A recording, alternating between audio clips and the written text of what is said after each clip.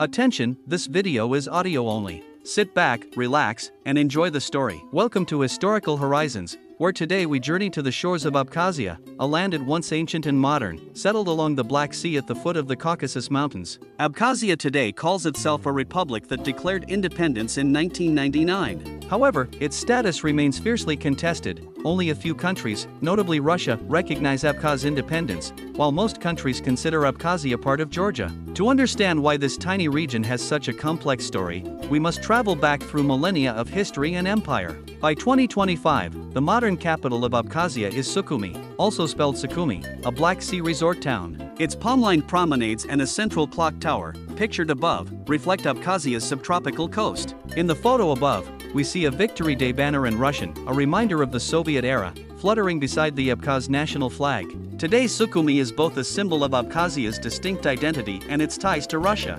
Geographers note that the majority of Abkhazia's population lives in this coastal lowland around Sukhumi, even as Russian influence dominates politics and culture in the region. Abkhazia's story begins in antiquity. In the first millennium BC, this rugged coastline was part of the kingdom of Colchis, famed in Greek legend as the home of the Golden Fleece. By the 6th century BC, Greek merchants had established trading colonies along the coast, for example, at Dioscurias, near modern Sukhumi, and Pitiant, near New Athos. Ancient writers mention local tribes called the Abaskoi and Moshchoi living here. In 63 BC, these tribes and their cities were absorbed into the kingdom of Lazica, also called Egrisi. Under Roman and later Byzantine sway, Lazica was a buffer state between empires. By around 550 AD, the peoples of Abkhazia had become Christian vassals of the Byzantine Empire. At roughly the same time, an independent kingdom of Abkhazia was born. In the 8th century AD, the local prince Leon II, backed by Khazars to the north, declared de facto independence from Byzantium. Over the next 2 centuries, the kings of Abkhazia expanded their realm.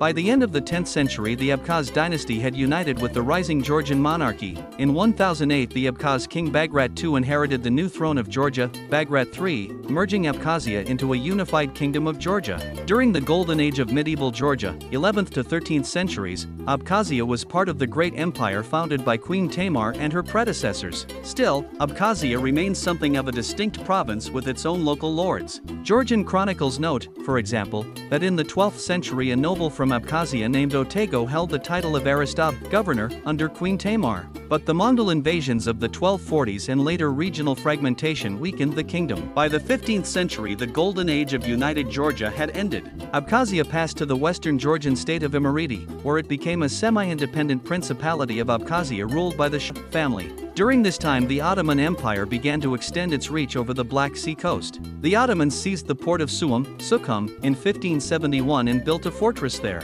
Over the 17th to 18th centuries, Ottoman guns regularly threatened Abkhazia, and tribute payments were imposed. Many of the Abkhaz princes adopted Islam under Ottoman influence. The famous traveler Evliya Shalebi noted in 1641 that Abkhaz rulers were increasingly Muslim, even if much of the general population remained Christian or pagan. Nonetheless, Abkhazia's princes maintained a degree of autonomy. They balanced Ottoman and local power while ruling from their palace at Lykhny or at Sukhum. In 1810, amidst the Russo-Turkish conflicts, one Abkhaz prince sought Russian help. In that year, Tsar Alexander I dispatched troops that stormed Sukhum Kale and replaced the pro-Ottoman Prince Aslan Bey with his brother Sefer Bey, who took the Christian name Georgi. From July 1810, Abkhazia became a Russian-protected principality, a buffer state with its own ruler under Russian protection. Sefer Bey, Georgi, ruled only until 1821. But by then Russia had secured a foothold on the Abkhaz coast. The 19th century brought dramatic change. After the Crimean War, 1853 to 1856, Russia tightened its grip on the Caucasus. In 1864, following campaigns against rebellious mountain tribes, the Russian Empire formally annexed Abkhazia. The Shah's prince, then Mikhail Hamid Bey, was compelled to abdicate and leave for exile in Russia. Abkhazia was reorganized as a military province of the Russian Empire, later becoming the Sukhum Kale Okrug within the Kutaisi Governorate. This 1890 Russian atlas map of Abkhazia, above, shows the narrow Black Sea strip and mountainous interior as Russia saw it. Sukhum, labeled, stands out on the coast. By this time Abkhazia's old principality was gone. It was simply a frontier district of the Tsarist Empire. The conversion to imperial rule had deep effects on the population. Many Muslim Abkhaz families left for Ottoman lands, the so-called Muhajir migrations, and colonists from elsewhere, Georgians, Armenians, Russians, etc., settled the fertile coastal lowlands. By the late 19th century, the Abkhaz people had become a minority in their own land, and the region was tightly integrated into the Georgian-administered Kutaisi province. The collapse of the Russian Empire in 1917 opened a brief window of flux. Abkhazia's leaders initially tried to form their own administration.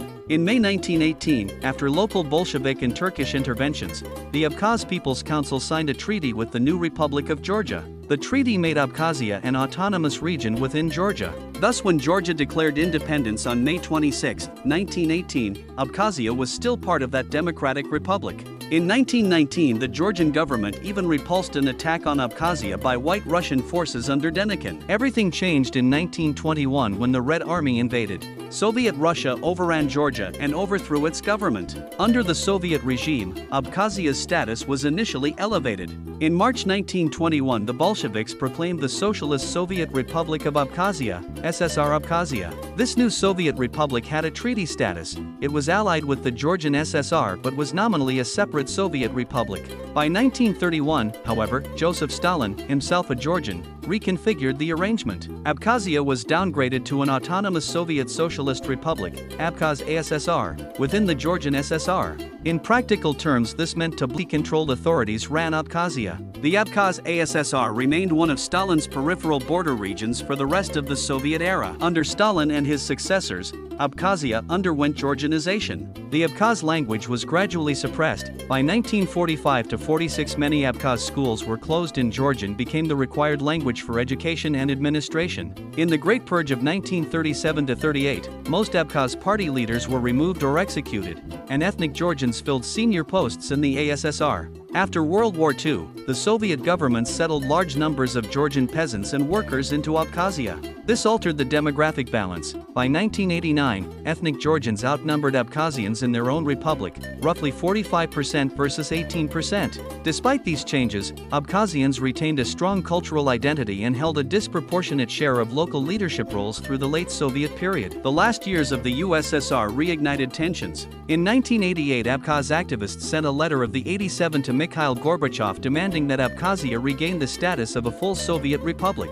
They argued that the 1931 downgrade had violated Lenin's promise of self-determination. The Georgian leadership, meanwhile, was pushing for independence from Moscow. As a result, disputes grew more heated. On July 16, 1989, violent clashes broke out in Sukhumi when Georgian students tried to enter a newly created Abkhaz university program. Dozens of people were killed, most of them Georgians caught in the melee. This tragedy in the capital foreshadowed the conflict ahead. In April 1991, Georgia declared its own independence from the Soviet Union. In Abkhazia, however, almost all non-Georgian residents, Abkhaz, Russians, Armenians, boycotted the referendum on April 9, 1991. Those who voted did so overwhelmingly for preserving the USSR. Nevertheless, Georgia's new leaders considered Abkhazia part of the country.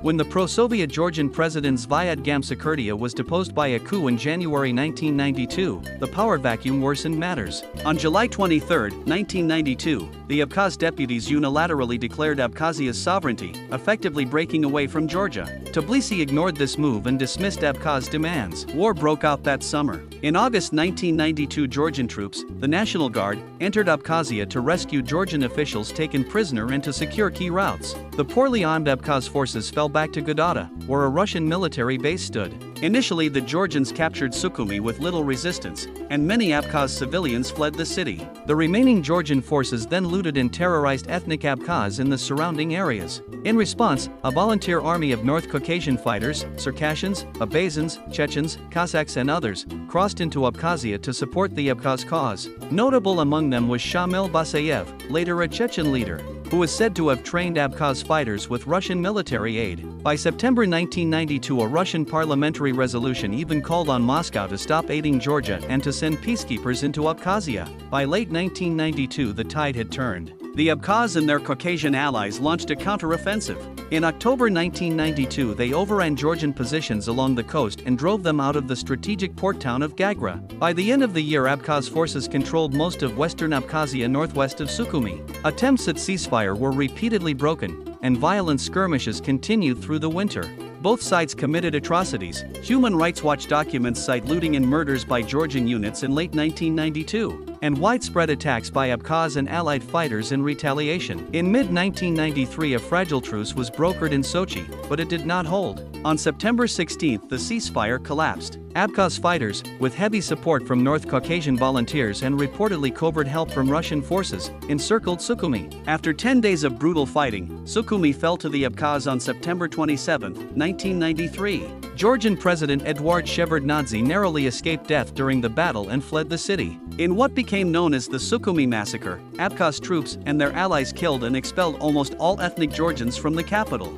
This was followed by the rapid collapse of the remaining Georgian positions. By October 1993 the Abkhaz had taken control of nearly all of Abkhazia except the tiny upper Kotori Gorge in the northeast. The human cost was staggering. By war's end roughly 200,000 people, nearly half the population of Abkhazia, had been driven from their homes. Most of these refugees were ethnic Georgians who fled or were expelled. Only a few returned in the years that followed. Abkhaz casualties were much lower in number, but the conflict left deep scars on both communities. In December 1993 a shaky ceasefire finally held, enforced by United Nations observers and some 1,600 Russian peacekeepers under CIS authority. Trapped in Abkhazia after the war were about 60,000 or so ethnic Abkhaz and other minorities, now in sole control of the region. With Georgia ejected, Abkhaz leaders set up a de facto independent state. In late 1994 the Abkhaz Supreme Soviet adopted a new constitution proclaiming Abkhazia an independent republic.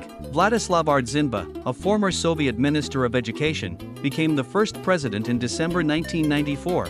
Internationally, however, Abkhazia remained unrecognized. Georgia continued to claim the region and kept a small foothold in the Kotori Gorge until 2008. Abkhazia was mostly cut off, Georgia imposed a blockade, and most international aid was withheld. Russian influence only grew. By 1999 Abkhaz authorities formally declared independence, but still no United Nations member state accepted it. Russia, for its part, issued passports en masse. By the early 2000s more than half of Abkhazia's population held Russian citizenship.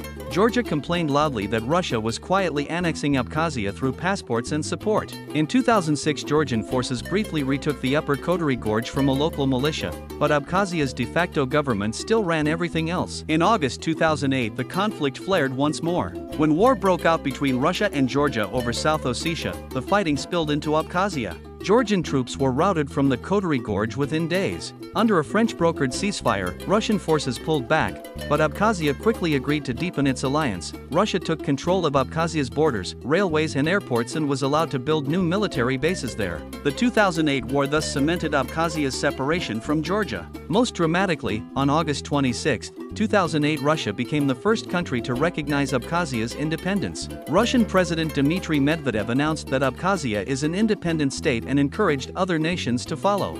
Western governments condemned the move, citing international law that still regards Abkhazia as part of Georgia. In the months after 2008, a handful of other states joined Russia, Nicaragua and Venezuela, 2008 to 2009, the tiny Pacific island of Nauru, 2009, and Syria, 2018. A few more countries have since opened informal contacts, but over 190 UN member states, including the United States, EU members, China and Turkey, continue to treat Abkhazia as occupied Georgian territory. Today Abkhazia is a de facto independent region with its own president and parliament, but it relies almost entirely on Russia. Russian troops and border guards remain stationed in Abkhazia, subsidizing pensions and infrastructure. Sukhumi flies both the Abkhaz flag and the Russian flag. Georgia still claims Abkhazia as an autonomous republic within its borders. In Tbilisi's view, and that of most of the world, Abkhazia's government is not legitimate and the province remains under occupation. Nonetheless, people in Abkhazia see themselves as a separate nation. The Abkhaz language is co-official,